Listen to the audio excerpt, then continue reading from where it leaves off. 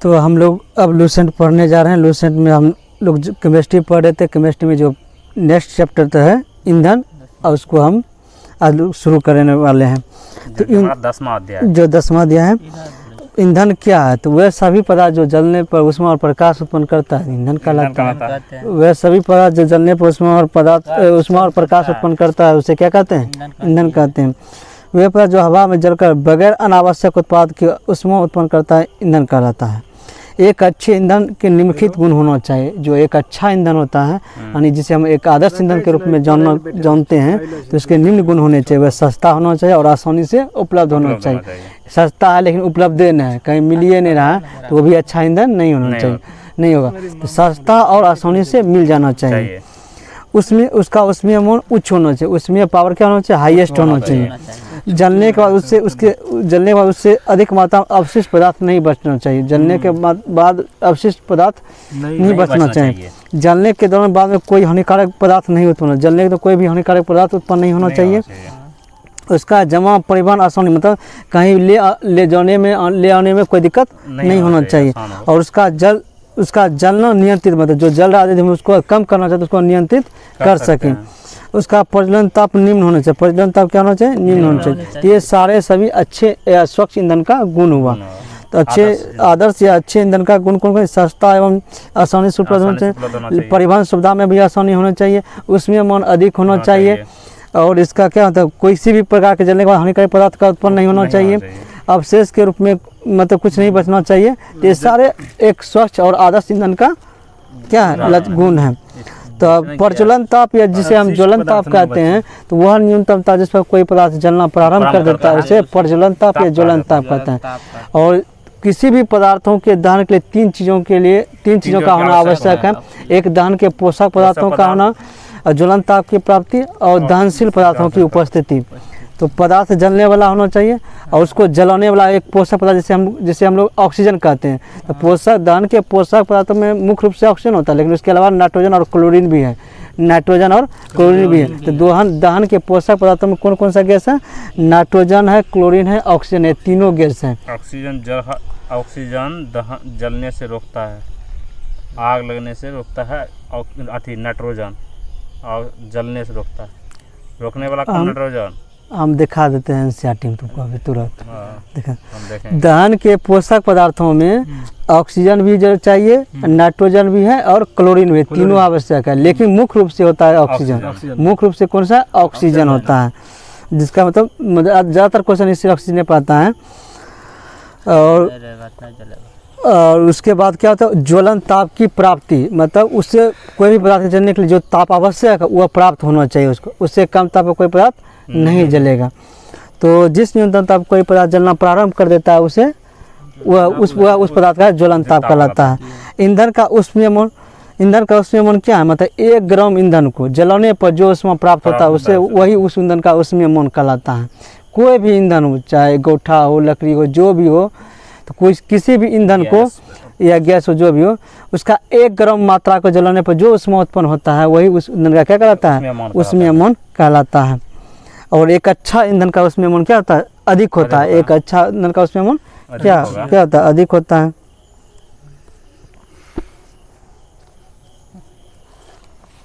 सभी ईंधनों में हाइड्रोजन का उष्मीय मौन सबसे अधिक होता है। इसलिए हाइड्रोजन को स्वच्छ ईंधन भी माना गया और भविष्य का ईंधन भी कहा जाता है। किसे? हाइड्रोजन को।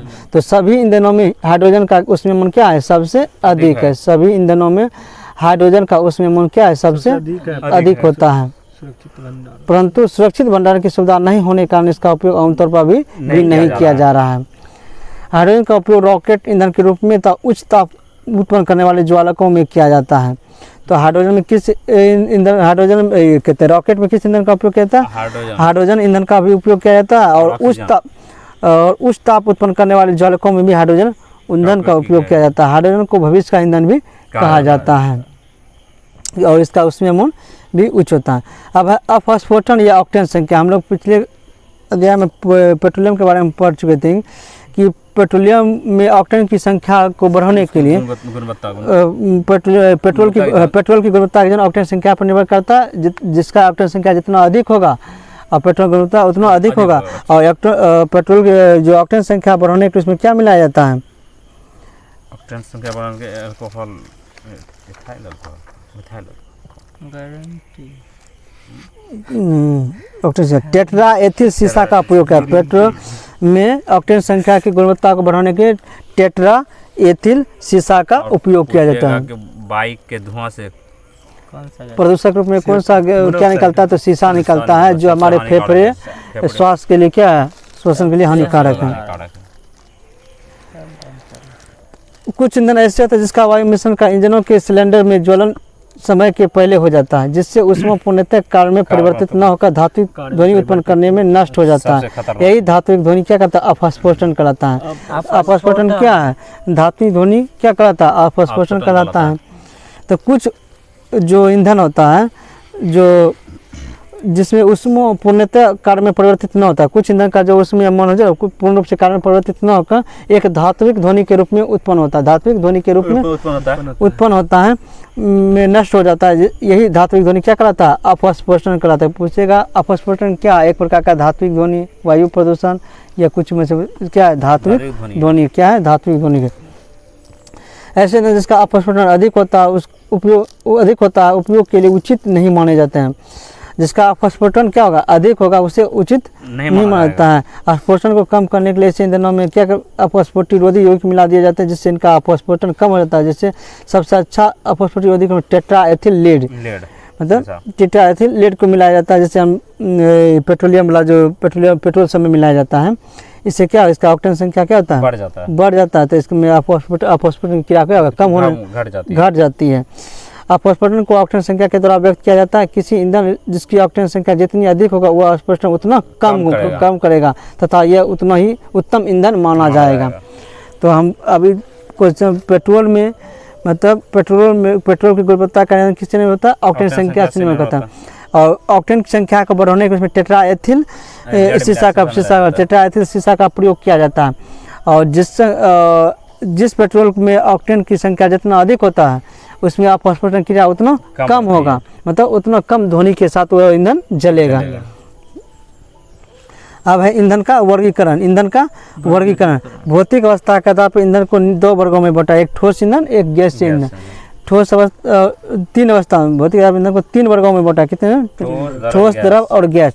ठोस ईंधन में लकड़ी, कोयला, चारकोल, कोक ये सब आ जाता है, जबकि द्रव ईंधन में पेट्रोल, स्प्रिट, डीजल, ईथर, किरासन तेल, अल्कोहल मतलब द्रव ईंधन के रूप में रहता है। और गैसीय ईंधन के रूप में प्राकृतिक गैस, कोल गैस और प्रोड्यूसर गैस और गोबर गैस का प्रयोग किया जाता है। तो जो प्रोड्यूसर गैस में क्या होता है? द्रव कार्बन मोनोऑक्साइड और नाइट्रोजन।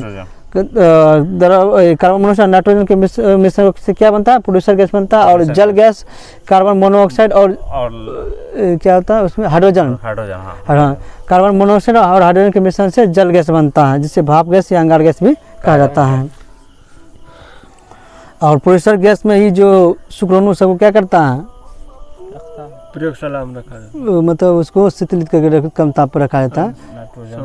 वही तो CO plus N2 producer gas.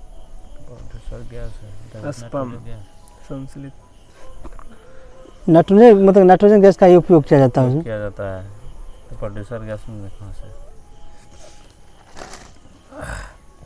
कोयला, कार्बन की मात्रा के आधार पर कोयला चार प्रकार होते हैं। कार्बन की मात्रा के आधार पर कोयला कितने प्रकार होते हैं? चार प्रकार का। पहला है पीट कोयला, लिग्नाइट, बिटुमिनस, एंथ्रासाइट।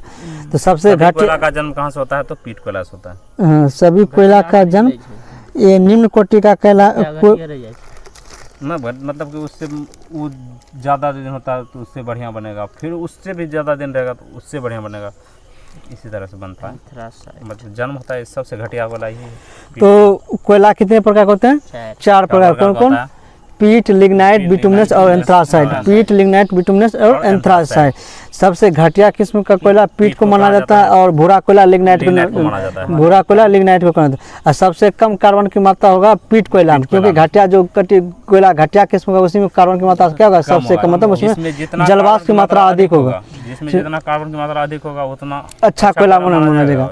और उसमें जलवाष्प की मात्रा जो जितना अच्छा कोयला उसमें जलवाष्प की मात्रा उतना कम होता है। तो पीट कोयला में 50 से 60% क्या होता है, कार्बन होता है। इससे जलने पर अधिक राख और धुआं निकलता है और ये सबसे निम्न कोटि का कोयला होता है। लिग्नाइट कोयला, इसमें कार्बन की मात्रा 65 से 70% होती है। 65 से इसे इसका रंग भूरा होता है, इसलिए इसमें जलवाष्प की मात्रा अधिक होती है।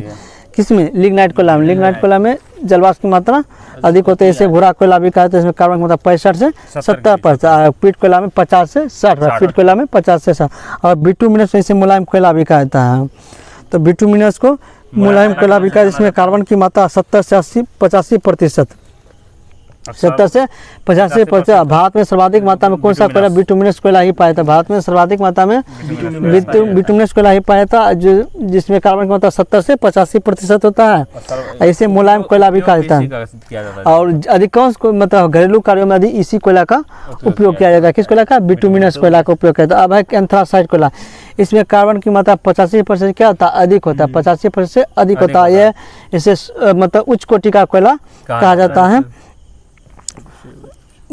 है। तो हम लोग कोयला के प्रकार के बारे में पढ़, कोयला कितने प्रकार के होते हैं? 4 प्रकार के कौन होते कौन? हैं। एंथ्रासाइट, लिग्नाइट, पीट। पीट। सबसे घटिया किस्म का कोयला? कोयला, भूरा कोयला, भूरा कोयला, बिटुमिनस।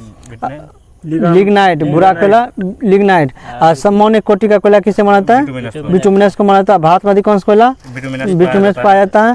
ऐसे मुलायम कोयला के नाम से, जिसे मुलायम कोयला था। और भारत में अधिकांश घरेलू कार्यों में बिटुमिनस कोयला का उपयोग किया जाता है। सर उच्च कोटि का कोयला का नाम क्या है? एंथ्रासाइट। इसमें कार्बन की प्रतिशत 85% अधिक होता है। और बिटुमिनस में 70 से 85% के बीच होता है। और उसमें क्या होता है? 65 से 70% के बीच होता है। 50 से 60 के बीच लिग्नाइट में होता है। तो अब है द्रव ईंधन। ये सब ठोस ईंधन का उदाहरण था। अब है द्रव ईंधन। पेट्रोल, डीजल, किरासन तेल, अल्कोहल, स्पीड, सब ये सब क्या है? द्रव ईंधन। स्पीड का द्रव, स्पीड भी एक प्रकार का द्रव ईंधन ही है। और शराब भी, अल्कोहल क्या है? वो भी एक तरह से द्रव ईंधन है। उसमें भी आग लगता है। आग को पीता है आदमी, समझ जाओ। मरेगा नहीं तो बचेगा। वही जो एक गाना भी है, दिल की आग बुझाने के लिए मैं शराब पीता। कैसे गाना है वो? असंतृप्त कार्बनिक यौगिक धुएं वाली पीली लोहे के साथ जलता है। जो असंतृप्त कार्बनिक यौगिक पीली लोहे के साथ जलता है। किस लोहे के साथ? पीली लोहे के साथ जलता है। अब है प्राकृतिक। ये सब ज़्यादा इम्पोर्टेंट हो जाता है, क्योंकि अभी यही ट्रेंड चल रहा है। इसी टाइप का क्वेश्चन ही पूछा जा रहा है। जो असंतृप्त कार्बनिक यौगिक, कौन सा? वो असंतृप्त कार्बनिक यौगिक है, वह पीली लोहे के साथ जलता है। वो असंतृप्त कार्बनिक यौगिक किस लोहे के साथ जलता है? पीली लोहे के साथ जलता है। अब है गैस से ईंधन। तो प्राकृतिक गैस या पेट्रोलियम कुओं से निकल, जहाँ पेट्रोलियम पाए वहीं प्राकृतिक गैस भी पाया जाए। जहाँ पेट्रोलियम निकाला जाता है वहीं से गैस भी निकाला जाता है। इसमें 95% क्या होता है? हाइड्रोकार्बन होता है। क्या होता है? हाइड्रोकार्बन। तो प्राकृतिक गैस के साथ हाइड्रोजन और कार्बन का मिश्रण होता है, इसलिए हाइड्रोकार्बन भी बोला जाता है। इसे क्या बोलता है? हाइड्रोकार्बन। जिसमें मीथेन कितना होता है? 80% मीथेन होता है। 80% मीथेन होता है। और घरों में प्रयुक्त होने वाला द्रवित पेट्रोलियम गैस में, जिसे हम एलपीजी के नाम से भी जानते हैं, इसमें प्रोपेन और ब्यूटेन मिश्रण होता है। पूछेगा प्राकृतिक गैस का मुख्य अवयव क्या है? मीथेन। प्राकृतिक गैस का मुख्य अवयव पूछेगा तो मीथेन। और घरेलू सिलेंडरों में जो हम लोग उपयोग करते हैं जिस गैस का, उसमें ब्यूटेन और प्रोपेन इसका मुख्य अवयव होता है, जिसे उच्च दाब पर द्रवित कर सिलेंडरों में भरा जाता है। किस दाब पर? उच्च दाब पर। एलपीजी अत्यधिक ज्वलनशील होते हैं। इससे होने वाली दुर्घटना से बचने के लिए इसमें सल्फर के यौगिक को मिलाया जाता है। यौगिक हुआ सल्फर। किसको मिलाया जाता है? मिथाइल मरकैप्टन को मिलाया जाता है। किसको मिलाया जाता है? मिथाइल मरकैप्टन को मिलाया जाता है, ताकि रिसाव से इसकी गंध का पहचान किया जा सके। तो जब हम लोग जो सिलेंडर का उपयोग करते हैं, सिलेंडर में जो जिस गैस जो एलपीजी का उपयोग करते हैं, उसमें ये रंगहीन होता है और गंधहीन होता है।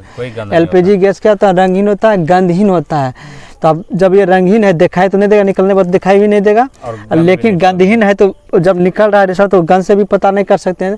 तो ये इसका रिसाव हो, बड़ी बड़ी दुर्घटना नहीं हो सके, इससे बचने के लिए इसमें मिथाइल मरकैप्टन मिलाया जाता है। जो क्या है? एक सल्फर का यौगिक है। जो क्या है? सल्फर का एक यौगिक है। तो क्वेश्चन पूछा जाता है कि एलपीजी गैस के रिसाव को पता करने किसका उपयोग किया जाता है? मिथाइल मरकैप्टन का प्रयोग किया जाता है। आदि मिथाइल मरकैप्टन नहीं, हाँ, मिथाइल मरकैप्टन ऑप्शन में नहीं रहेगा, देगा सल्फर की, हाइड्रोजन की यौगिक या फिर ऑक्सीजन की यौगिक, जो भी होगा दे देगा। तो उसमें ऑप्शन क्या होगा? सल्फर के यौगिक। जीवाश्म ईंधनों में स्वच्छतम ईंधन प्राकृतिक गैस है, हाँ, लेकिन सबसे स्वच्छ ईंधन पूछेगा तो हाइड्रोजन, सबसे स्वच्छ ईंधन पूछेगा तो हाइड्रोजन। और ब्रह्मांड में सबसे ज्यादा पाया जाने वाला गैस तो हाइड्रोजन, ब्रह्मांड में सबसे अधिक मात्रा में पाया जाने वाला गैस कौन सा? हाइड्रोजन ही है। ऐसे भविष्य का ईंधन भी कहा जाता है, क्योंकि इसका ऊष्मीयमन क्या होता है? सबसे अधिक होता है और स्वच्छता के साथ जलता है, किसी भी प्रकार का प्रदूषण नहीं।